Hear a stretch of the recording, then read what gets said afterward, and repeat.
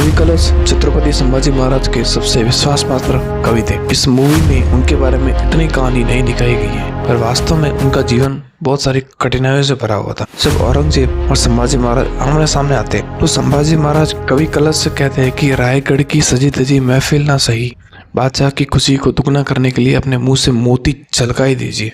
कवि कलश कहते हैं कि हाथी घोड़े तोप तलवारें, फौज तो तेरी सारी है, जंजीर में जकड़ा राजा मेरा अब भी सब पे भारी है।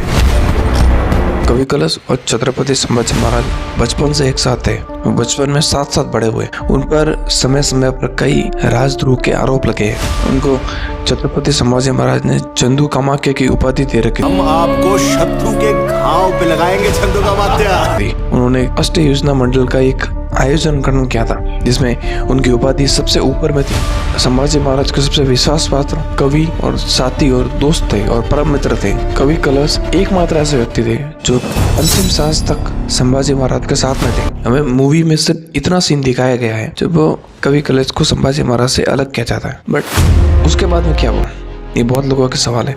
तो दरअसल जब संभाजी महाराज और कवि कलश को अलग किया गया तो संभाजी महाराज के साथ वो जितनी भी घटनाएं हुई उन सब के बारे में हमको मालूम है कि उनके साथ में क्या क्या किया गया, कितनी यातनाएं दी गई। कवि कलश के साथ में क्या क्या किया गया। दरअसल जब कवि कलश को वहां से लेके गए कारावास में कि उनकी भी जीभ निकाल दी गई, क्योंकि वो अपने मुंह से लगातार सबको दूर हो रहे थे, तो वो कविताओं की प्रतियोगिता कर रहे थे, तो लगातार उनके मुंह से संभाजी महाराज की तारीफ कर रहे थे। तो ये देखकर कि इसके मुंह से आखिरी सांस तक भी संभाजी महाराज का नाम ना निकले, जीभ निकाल दी गई, फिर भी वो एक हाथ से जय बोलते गए। फाइनली उनको मार दिया गया। तो जब संभाजी महाराज को भी मारा गया ना, तो इतनी निर्दयता के साथ में उनको मारकर उनके धड़ को शरीर से अलग कर दिया गया। उनको पूरे नगर में घुमाया गया।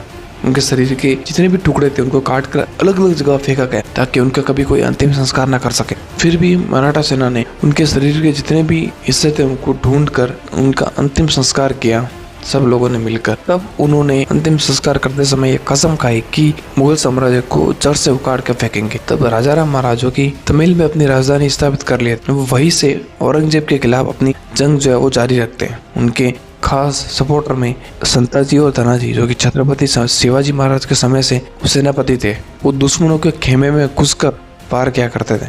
मराठों का एक प्लस पॉइंट था कि छापामार युद्ध नहीं थी, गुरिल्ला युद्ध नहीं थी। वहाँ के जो जंगल थे, पहाड़ थे, उनके वो अच्छे तरीके से वाकिफ थे। वहां पर जाना उनके लिए खतरे से खाली नहीं था। औरंगजेब के अपनी जिंदगी के आखिरी के 20 साल उसी जमीन पर दम तोड़ा जिस जमीन को जीतने के लिए आया था। वो कभी दक्कन को लेके नहीं गया। छत्रपति शिवाजी महाराज का सपना, राजाराम महाराज जो कि संभाजी महाराज के छोटे भाई थे, उनकी सौतेली माँ के बेटे। फिर जब औरंगजेब मर गया उसके बाद वो भगवा लेकर दिल्ली जाते हैं। आज के वीडियो में इतने ही रखते। अगर आपको वीडियो थोड़ा सा पसंद आया तो सब्सक्राइब करें, लाइक करें। Thank you for watching guys. जय भवानी।